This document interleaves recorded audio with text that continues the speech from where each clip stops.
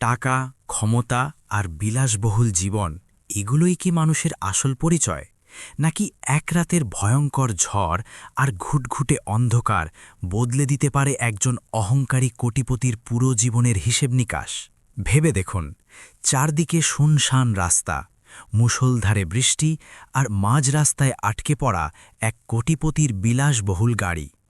বাধ্য হয়ে এক সাধারণ বিধবার ছোট্ট মাটির ঘরে আশ্রয় নিতে বাধ্য হল শহরের সবচেয়ে ক্ষমতাবান মানুষ প্রদীপ খান্না।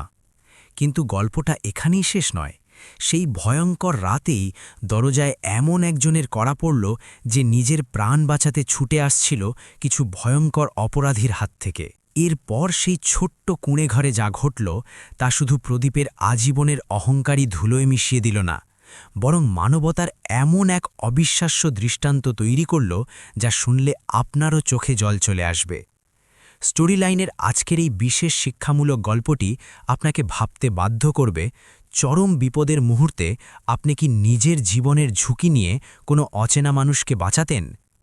চলুন শোনা যাক সেই ঝোড়ো রাতের লোমহর্ষক এবং হৃদয়স্পর্শী ঘটনা, যা মানবতাকে নতুন করে সংজ্ঞায়িত করেছে।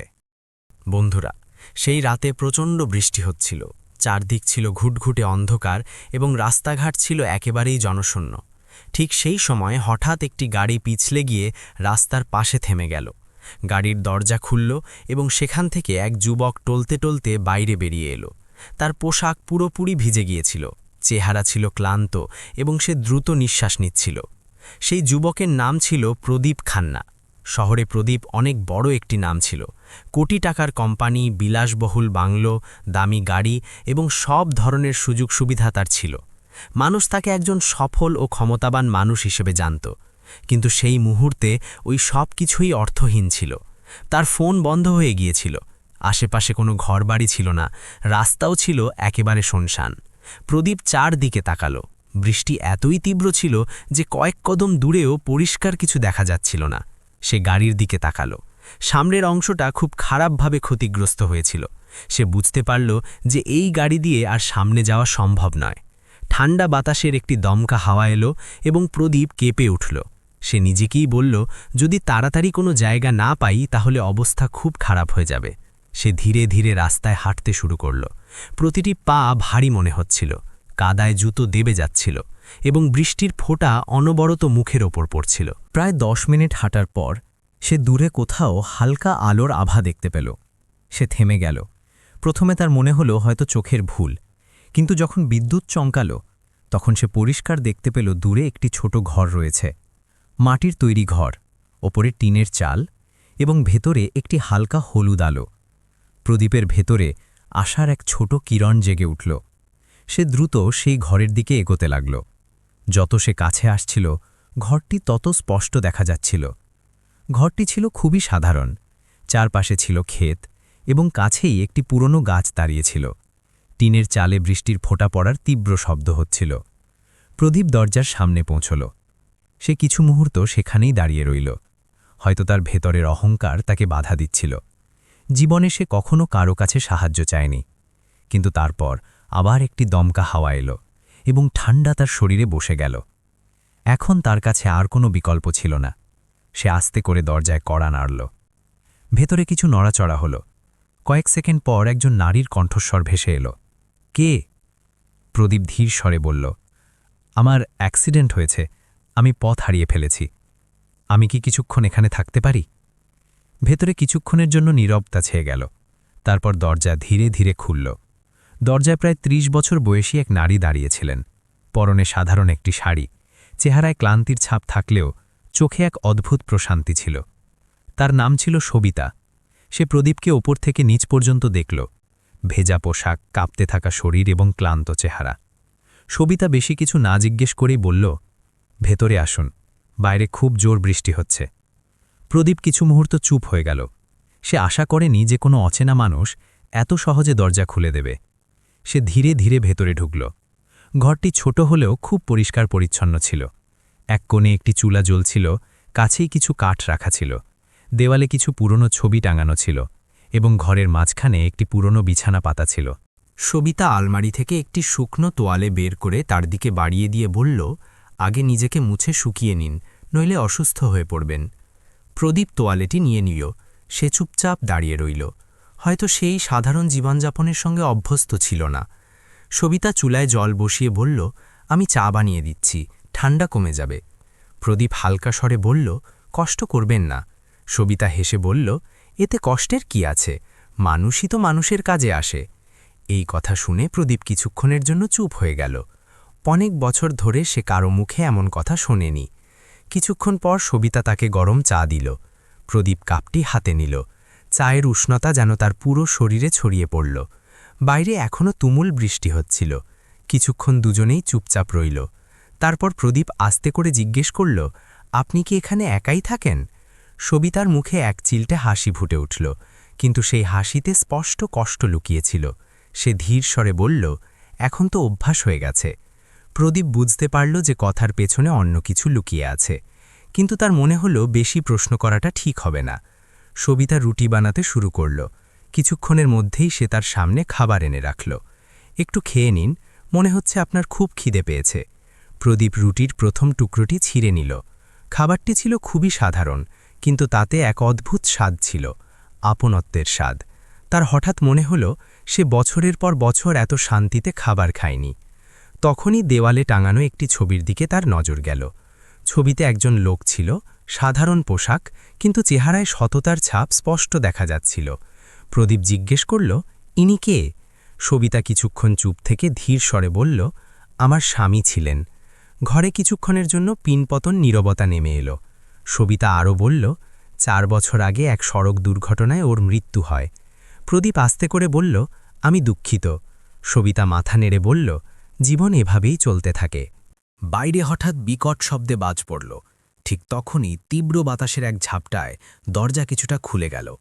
প্রদীপ সাথে সাথে উঠে দরজা বন্ধ করতে গেল, কিন্তু সে বাইরে তাকাতেই অন্ধকারে কিছু একটা নড়াচড়া দেখতে পেল। মনে হলো কেউ যেন ঘরের কাছে দাঁড়িয়ে আছে। তার বুক ধরফর করতে লাগল। সে দ্রুত ভেতরে এসে সবিতার দিকে তাকাল। বাইরে মনে হয় কেউ আছে। সবিতাও কিছুটা ঘাবড়ে গেল। দুজনেই দরজার দিকে তাকিয়ে রইল। আর তখনই হঠাৎ দরজায় জোরে ধাক্কার শব্দ হলো, ধাড়াম ধাড়াম, এত জোরে যে পুরো ঘর কেঁপে উঠল। প্রদীপ আর সবিতা দুজনেই এক মুহূর্তের জন্য হতবাক হয়ে গেল। বাইরে থেকে এক আতঙ্কিত কণ্ঠস্বর ভেসে এলো, দরজা খুলুন, দয়া করে আমাকে সাহায্য করুন, ওরা আমাকে মেরে ফেলবে। দরজার ঠিক বাইরে দাঁড়িয়ে থাকা লোকটি বারবার চিৎকার করছিল, দয়া করে আমাকে বাঁচান। তার কথায় এতই ভয় মিশেছিল যে তা শুনে প্রদীপ ও সবিতা দুজনেরই হৃৎস্পন্দন বেড়ে গেল। বাইরে এখনও প্রবল বৃষ্টি হচ্ছিল এবং দমকা বাতাস বারবার দরজা নাড়িয়ে গিয়েছিল। কয়েক মুহূর্তের জন্য দুজনেই বুঝতে পারছিল না কি করা উচিত। প্রদীপ দরজার কাছে দাঁড়িয়েছিল। সে সবিতার দিকে তাকালো। সবিতার চোখে স্পষ্ট ভয়ের ছাপ দেখা মিলেও তার চেহারায় এক অদ্ভুত সাহসও ছিল। বাইরে থেকে আবার একই আওয়াজ এলো, দরজা খুলুন, আমি মারা পড়ব, ওরা আমার পেছনে তাড়া করছে। এখন আর দেরি করা ঠিক হবে না ভেবে প্রদীপ আস্তে করে ছিটকিনি খুলে দিল। দরজা খুলতেই একজন লোক টলটলে টলটলে ভেতরে ঢুকল। তার পোশাক কাদা ও রক্তে মাখামাখি ছিল। সে খুব হাঁপাচ্ছিল, যেন অনেক দূর থেকে ছুটে এসেছে। তার চেহারায় এতটাই ভয় ছিল যে দেখলেই বোঝা যাচ্ছিল সে কোনো বড় বিপদ থেকে পালিয়ে এসেছে। সবিতা সঙ্গে সঙ্গে এগিয়ে গেল। সে দ্রুত দরজা বন্ধ করে লোকটিকে ধরে বসিয়ে দিল। চুলার মৃদু আলোতে এখন তার মুখটা পরিষ্কার দেখা যাচ্ছিল। তার বয়স আনুমানিক ৩৫ বছরের কাছাকাছি হবে। কপালে আঘাত লেগেছিল এবং সেখান থেকে আস্তে আস্তে রক্ত ঝরছিল। সবিতা তাড়াহুড়ো করে একটি কাপড় নিয়ে তার ক্ষতের ওপর চেপে ধরে বলল, শান্ত হন, আগে শ্বাস ঠিক করুন, কি হয়েছে আপনার? লোকটি কিছুক্ষণ শুধু হাবাতেই থাকল। তারপর কোনো মতে বলল, আমার নাম মনোজ, ওরা আমার পেছনে পড়েছে, যদি ওরা আমাকে ধরতে পারে তাহলে মেরেই ফেলবে। প্রদীপ গম্ভীর গলায় জিজ্ঞেস করল, কারা ওরা, আর তোমার পেছনে কেন পড়েছে? মনোজ ভয় পেয়ে দরজার দিকে তাকালো, যেন কেউ শুনতে পাচ্ছে কিনা সে ভয় পাচ্ছিল। তারপর আস্তে করে বলল, আমি শহরে একটা গুদামে কাজ করতাম, সেখানে কিছু লোক বেআইনি কাজ করে, ওরা খুব ভয়ঙ্কর লোক, আমি নিজের চোখে সবকিছু দেখেছি, আর যখন আমি পুলিশকে জানানোর চেষ্টা করলাম তখন ওরা সেটা জেনে যায়। তার গলা কাঁপছিল। সে বলতে লাগল, তখন থেকেই ওরা আমাকে খুঁজছে, আজ রাতে আমি কোনো মতে পালিয়ে এখানে পৌঁছতে পেরেছি। ঘরে কিছুক্ষণের জন্য নিস্তব্ধতা নেমে এলো। বাইরে বৃষ্টির শব্দ এখন আরও তীব্র শোনা যাচ্ছিল। সবিতা মনোজকে জল খেতে দিল। সে আস্তে আস্তে জল খেতে লাগল, কিন্তু তার চোখ বারবার দরজার দিকেই যাচ্ছিল। প্রদীপ চিন্তায় পড়ে গেল। কিছুক্ষণ আগে পর্যন্ত সে নিজেই বিপদে ছিল, আর এখন হঠাৎ করে সে অন্য একজনের জীবন বাঁচানোর মতো পরিস্থিতিতে এসে দাঁড়িয়েছে। এই সব কিছু তার কাছে একেবারে নতুন অভিজ্ঞতা ছিল। সবিতা ধীর কণ্ঠে বলল, ভয় পাওয়ার কিছু নেই। যতক্ষণ তুমি এখানে আছো, কেউ তোমার কোনো ক্ষতি করতে পারবে না। মনোজ তার দিকে তাকালো। তার চোখে কৃতজ্ঞতা ভরে উঠল। হয়তো সে আশাও করেনি যে কোনো অচেনা মানুষ তাকে এতটা সাহায্য করবে। কিন্তু তখনই দূর থেকে কিছু শব্দ শোনা যেতে লাগল। মনে হচ্ছিল যেন বেশ কয়েকজন লোক একসাথে কথা বলতে বলতে এদিকে এগিয়ে আসছে। প্রদীপ সাথে সাথে জানালার কাছে গিয়ে বাইরে উঁকি দিল। অন্ধকারে সে কিছু ছায়া দেখতে পেল। ৪-৫ জন লোক টর্চ নিয়ে এদিক ওদিক খুঁজছে। তার হৃৎপিণ্ড জোরে ধরফর করতে শুরু করল। সে দ্রুত ফিরে এসে নিচু গলায় বলল, ওরা এদিকেই আসছে। এ কথা শুনে মনোজের মুখ একেবারে ফ্যাকাশে হয়ে গেল। তার হাত কাঁপতে লাগল। সে ঘাবড়ে গিয়ে বলল, আমি বলেছিলাম না ওরা আমাকে খুঁজতে খুঁজতে এখানে ঠিকই পৌঁছে যাবে। সবিতা দ্রুত চুলার আগুন কমিয়ে দিল, যাতে ঘরের ভেতরের আলো বাইরে থেকে কম দেখা যায়। তারপর সে মনোজকে তুলে ধরে ঘরের এক কোণে রাখা পুরনো আলমারির দিকে নিয়ে গেল। এখানে লুকিয়ে পড়ো, যতক্ষণ না ওরা চলে যায় একদম বাইরে বেরোবে না, সে ফিসফিস করে বলল। মনোজ তাড়াতাড়ি আলমারির পেছনে লুকিয়ে পড়ল। ঠিক সেই সময় ঘরের বাইরে পায়ের শব্দ পরিষ্কার শোনা যেতে লাগল। তারপর হঠাৎ করে কেউ দরজায় সজোরে আঘাত করল। ধাড়াম! পুরো ঘরটা যেন কেঁপে উঠল। বাইরে থেকে এক কর্কশ কণ্ঠস্বর ভেসে এলো, দরজা খোল, আমরা জানি ও এখানেই কোথাও লুকিয়ে আছে। প্রদীপ ও সবিতা দুজনেই এক মুহূর্তের জন্য একে অপরের দিকে তাকালো। দুজনের মুখেই ভয়ের ছাপ ছিল, কিন্তু এখন পিছু হটারও কোনো উপায় ছিল না। দরজায় আবারও সজোরে ধাক্কা পড়ল। তাড়াতাড়ি দরজা খোল, নইলে আমরা নিজেরাই ভেঙে ফেলব। ঘরের ভেতরের বাতাস যেন ভারী হয়ে আটকে ছিল। সবিতার নিঃশ্বাস দ্রুত পড়ছিল এবং প্রদীপের বুক প্রথমবারের মতো এত জোরে ধরফর করছিল। কয়েক মুহূর্ত চিন্তা করার পর প্রদীপ ধীরে ধীরে দরজার দিকে এগিয়ে গেল। সে দীর্ঘশ্বাস নিয়ে ছিটকিনি খুলে দিল। দরজা খুলতেই ৪ জন লোক হুড়মুড় করে ভেতরে ঝুঁকে পড়ল। তাদের হাতে ছিল টর্চ ও লাঠি। চেহারায় রাগের ছাপ স্পষ্ট। তাদের মধ্যে একজন লোক ঘরের চারদিকে নজর বোলাল এবং তারপর কড়া গলায় জিজ্ঞেস করল, এখানে কোনো লোক এসেছিল কি? প্রদীপ শান্ত থাকার চেষ্টা করে বলল, না, এখানে কেউ আসেনি। লোকটি কিছুক্ষণ তার দিকে তাকিয়ে রইল। তারপর সে ঘরের ভেতরের দিকে পা বাড়াল, যেন প্রতিটা কোণায় তল্লাশি চালাতে চায়। ঠিক তখনই তার নজর আলমারির দিকে গেল এবং সে ধীরে ধীরে সেই দিকেই এগোতে লাগল যেখানে মনোজ লুকিয়েছিল। এই দৃশ্য দেখে প্রদীপের হৃৎস্পন্দন বেড়ে গেল। ঘরে এতটাই নিস্তব্ধতা ছিল যে ওই লোকটির পায়ের হালকা শব্দও পরিষ্কার শোনা যাচ্ছিল। তার হাতের টর্চের আলো কখনো দেওয়ালে পড়ছিল, আবার কখনো মেঝেতে চমকে উঠছিল। প্রতি মুহূর্তেই বিপদ যেন আরও কাছে আসছে বলে মনে হচ্ছিল। সবিতাও নড়াচড়া না করে ওখানেই দাঁড়িয়েছিল। তার চোখ ওই লোকটির দিকেই নিবদ্ধ ছিল। সে বুঝতে পারছিল যে যদি লোকটি আলমারির পেছনে উকি দেয় তবে মনোজ আর বাঁচতে পারবে না। কয়েক সেকেন্ডের মধ্যেই লোকটি আলমারির একদম কাছে পৌঁছে গেল। সে টর্চ তুলল এবং আলো সোজা ঘরের ওই কোণার দিকে ঘোরাল। ঠিক সেই মুহূর্তে প্রদীপ হঠাৎ সামনে এগিয়ে গিয়ে শান্ত গলায় বলল, আপনারা কারা, আর এত রাতে কারোর ঘরে এভাবে ঢুকে পড়াটা তো ঠিক নয়। লোকটি ঘুরে প্রদীপের দিকে তাকালো। তার চোখে সন্দেহের ছাপ স্পষ্ট দেখা যাচ্ছিল। সে কড়া গলায় বলল, আমাদের একটা লোককে চাই, সে এখানেই কোথাও লুকিয়ে আছে। যদি তুমি তাকে লুকিয়ে রাখো তাহলে ফল ভালো হবে না। প্রদীপ একটুও ঘাবড়ে না গিয়ে বলল, আমি এখানে কিছুক্ষণ আগেই এসেছি। আমার অ্যাক্সিডেন্ট হয়েছিল। যদি কেউ এখানে আসতো তাহলে আমি নিশ্চয়ই জানতে পারতাম। ওই লোকগুলোর মধ্যে থেকে আরেকজন লোক সামনে এগিয়ে এলো। সে ঘরের এদিক ওদিক নজর বুলিয়ে বলল, স্যার, মনে হয় ও আরও সামনের দিকে পালিয়ে গেছে। এখানে তো কাউকে দেখা যাচ্ছে না। কিন্তু প্রথম লোকটি তখনও পুরোপুরি সন্তুষ্ট হতে পারছিল না। সে আবার আলমারির দিকে ফিরল। তার টর্চের আলো ঠিক সেই জায়গায় পড়ল যেখানে মনোজ লুকিয়েছিল। প্রদীপের সারা শরীরে যেন একটা শিহরণ তোমড়ে গেল। ঠিক সেই সময় সবিতা হঠাৎ বলে উঠল, আপনারা চাইলে পুরো ঘর তল্লাশি করে দেখতে পারেন, কিন্তু এখানে কেউ নেই। এটা একটা ছোট্ট ঘর, লুকোনোর মতো কোনো জায়গাই নেই এখানে। তার কণ্ঠস্বর শান্ত হলেও তাতে আত্মবিশ্বাস স্পষ্ট ফুটে উঠছিল। লোকটি কিছুক্ষণ সবিতার দিকে তাকিয়ে রইল। সম্ভবত সে বোঝার চেষ্টা করছিল যে সবিতা সত্যি বলছে কিনা। তারপর সে ঘরের বাকি অংশগুলোর দিকে নজর বোলাল। টিনের চালে বৃষ্টির শব্দ তখনও একনাগাড়ে হয়ে যাচ্ছিল। বাইরে বাতাসও জোরে বইছিল। কিছুক্ষণ ঘরে নিস্তব্ধতা বিরাজ করল। তারপর হঠাৎ বাইরে থেকে একটা আওয়াজ এলো, এদিকে নেই, হয়তো রাস্তার দিকে পালিয়েছে। দরজার কাছে দাঁড়িয়ে থাকা একজন লোক সঙ্গে সঙ্গে জবাব দিল, চলো তাহলে, আর সময় নষ্ট করে লাভ নেই। প্রথম লোকটি তখনও কিছু একটা ভাবছিল। সে শেষবারের মতো ঘরের চারদিকে তাকালো। তার নজর আবার আলমারির দিকে গেল, কিন্তু এবার সে আর দাঁড়ালো না। সে রেগে গিয়ে বলল, যদি ওকে এখানে পাওয়া যায় না তাহলে কিন্তু ফল ভালো হবে না। এই বলে সে ঘুরল এবং বাইরে চলে গেল। বাকিরাও তার পেছনে পেছনে বেরিয়ে গেল। কয়েক সেকেন্ডের মধ্যেই তাদের পায়ের আওয়াজ দূরে মিলিয়ে গেল। প্রদীপ কিছুক্ষণ দরজার কাছে দাঁড়িয়ে রইল। যখন তার বিশ্বাস হলো যে ওই লোকগুলো সত্যিই চলে গেছে, তখন সে আস্তে করে দরজা বন্ধ করে দিল। ঘরের ভেতর আবারও সেই পুরনো নিস্তব্ধতা ফিরে এলো। সবিতা আস্তে করে বলল, এবার বাইরে আসতে পারো। আলমারির পেছনে লুকিয়ে থাকা মনোজ ধীরে ধীরে বাইরে বেরিয়ে এলো। তার মুখ ভয়ে ফ্যাকাশে হয়ে গিয়েছিল। সে কয়েক সেকেন্ড সোজা হয়ে দাঁড়াতেও পারল না। পাশেই রাখা একটি টুলের ওপর বসে পড়ল। তার চোখে জল এসে গিয়েছিল। সে কাঁপা কাঁপা গলায় বলল, আপনারা দুজন যদি আজ না থাকতেন তাহলে আমি আর বেঁচে ফিরতাম না। সবিতা শান্ত গলায় বলল, ভগবান চাইলে সব ঠিক হয়ে যাবে। প্রদীপ তখনও চুপ ছিল। সে পুরো ঘটনাটি নিয়ে ভাবছিল। কয়েক ঘন্টা আগেও সে নিজের জগতেই হারিয়ে থাকা একজন ধনী মানুষ ছিল, কিন্তু আজ জীবনে প্রথমবার সে কারো জীবন বাঁচানোর জন্য ভয়ের মুখোমুখি হয়েছিল। কিছুক্ষণ পর মনোজ আস্তে করে বলল, আপনারা হয়তো জানেন না, কিন্তু যাদের কাছ থেকে আমি পালিয়ে এসেছি তারা অনেক বড় মাপের মানুষ। তাদের বিরুদ্ধে কথা বলাটা সহজ নয়। প্রদীপ গম্ভীর হয়ে জিজ্ঞেস করল, এমন কি দেখেছ তুমি? মনোজ একটি গভীর দীর্ঘশ্বাস ফেলল।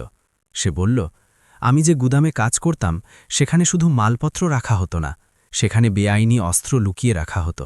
আর অনেকবার এমন মানুষদেরও ধরে আনা হতো যাদেরকে পরে গুম করে দেওয়া হতো। এ কথা শুনে প্রদীপ ও সবিতা দুজনেই চমকে উঠল। মনোজ আরও বলল, আমি নিজের চোখে সবকিছু দেখেছি, আমার কাছে কিছু প্রমাণও আছে। যদি এগুলো পুলিশের কাছে পৌঁছায় তবে অনেক বড় বড় লোক জেলে যাবে। সবিতা জিজ্ঞেস করল, তাহলে তুমি পুলিশকে কেন জানালে না? মনোজ একটু হাসল, কিন্তু সেই হাসিতে অনেক কষ্ট লুকিয়েছিল। জানানোর চেষ্টা করেছিলাম, কিন্তু ওরা সেটা জেনে যায়, আর তখন থেকেই ওরা আমার পেছনে পড়েছে। ঘরে আবার নিস্তব্ধতা নেমে এলো। বাইরে বৃষ্টির জোর এখন ধীরে ধীরে কমতে শুরু করেছিল। প্রদীপ জানালার কাছে গিয়ে দাঁড়াল। সে অন্ধকারের মাঝে বহুদূর পর্যন্ত দেখতে লাগল। তার মনে অনেক প্রশ্ন ঘুরপাক খাচ্ছিল। কিছুক্ষণ পর সে আস্তে করে জিজ্ঞেস করল, তোমার কাছে যে প্রমাণগুলো আছে সেগুলো এখন কোথায়? মনোজ মাথা নিচু করে জবাব দিল, এই গ্রামেই লুকিয়ে রেখেছি, কিন্তু আমার সেখানে পৌঁছনোর সুযোগই হয়নি। প্রদীপ তার দিকে তাকাল। এখন তার চেহারায় আগের মতো সেই ভয় ছিল না, বরং এক অন্যরকম দৃঢ়তা দেখা যাচ্ছিল। সে শান্ত গলায় বলল, যদি তোমার কাছে সত্যিটা থাকে তবে আমরা সেটাকে লুকিয়ে থাকতে দেব না। মনোজ অবাক হয়ে তার দিকে তাকাল।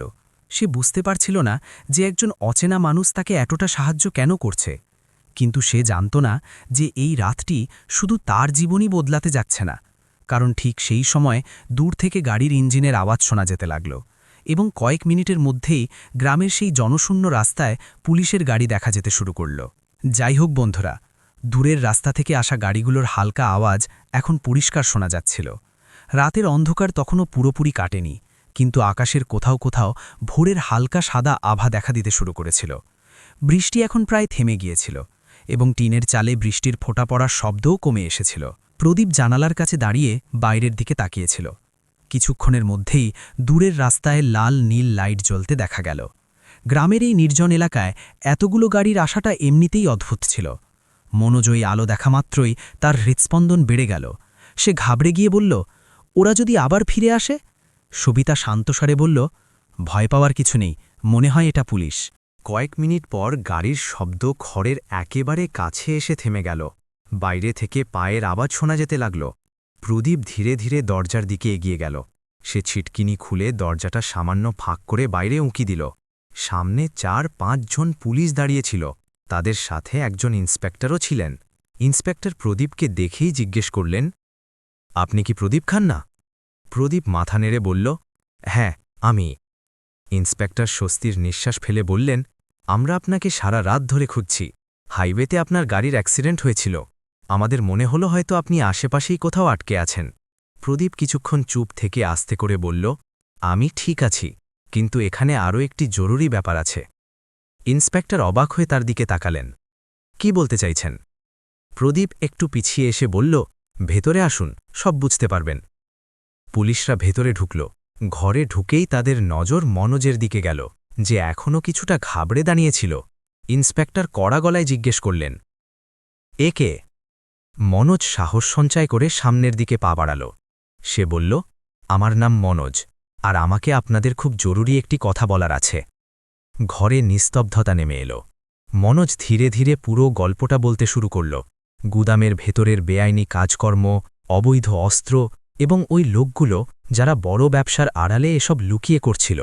সে এও জানালো যে কিভাবে সে তাদের বিরুদ্ধে প্রমাণ জোগাড় করে পুলিশকে জানানোর চেষ্টা করেছিল, কিন্তু খবরটা ওদের কানে পৌঁছে যায়। ইন্সপেক্টর খুব মনোযোগ দিয়ে তার কথা শুনছিলেন। মনোজ যখন তার কথা শেষ করল, তখন ইন্সপেক্টর গম্ভীর স্বরে বললেন, যদি তোমার কাছে সত্যি প্রমাণ থাকে তবে এটি অনেক বড় একটি মামলা। মনোজ আস্তে করে বলল, প্রমাণ গ্রামেই লুকানো আছে, কিন্তু আমার ভয় ছিল যে ওরা আমাকে মেরে ফেলবে। প্রদীপ সাথে সাথে বলল, এর নিরাপত্তা খুব জরুরি। যদিও সত্যি কথা বলে থাকে তবে ওকে বাঁচানোটা খুবই দরকার। ইন্সপেক্টর মাথা নাড়লেন। এখন এটা পুলিশের দায়িত্ব। দুজন পুলিশ সদস্য মনোজের পাশে গিয়ে দাঁড়াল। তাদের চেহারায় গাম্ভীর্য স্পষ্ট ফুটে উঠছিল। সবিতা চুপচাপ এই সব কিছু দেখছিল। সারা রাতের ঘটনাগুলো যেন তার চোখের সামনে ঘুরপাক খাটছিল। সে কখনো ভাবতেও পারেনি যে তার এই ছোট্ট ঘরে এক রাতের মধ্যে এত বড় একটা ঘটনা ঘটে যাবে।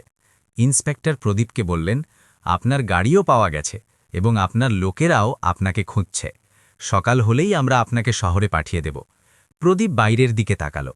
আকাশ এখন হালকা নীল হতে শুরু করেছিল। গ্রামের ক্ষেতের ওপর ভোরের ঠান্ডা হাওয়া বইছিল।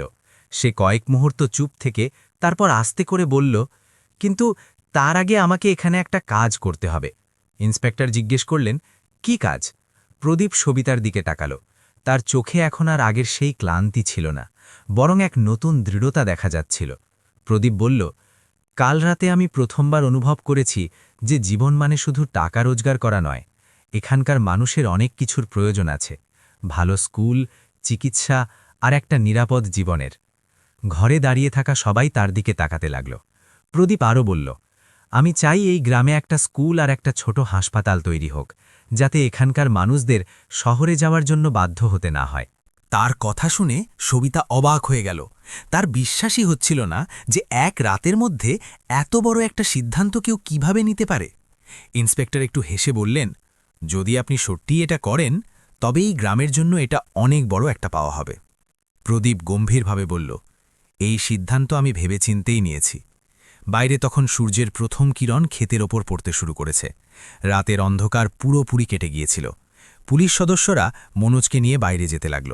যাওয়ার সময় মনোজ ঘুরে সবিতা ও প্রদীপের দিকে তাকাল। তার চোখে জল ছলছল করছিল। সে বলল, আপনারা দুজন আমার জীবন বাঁচিয়েছেন। আমি এই ঋণ কখনো ভুলব না। সবিতা শান্ত গলায় বলল, সঠিক রাস্তায় চলাই হবে সবচেয়ে বড় ধন্যবাদ।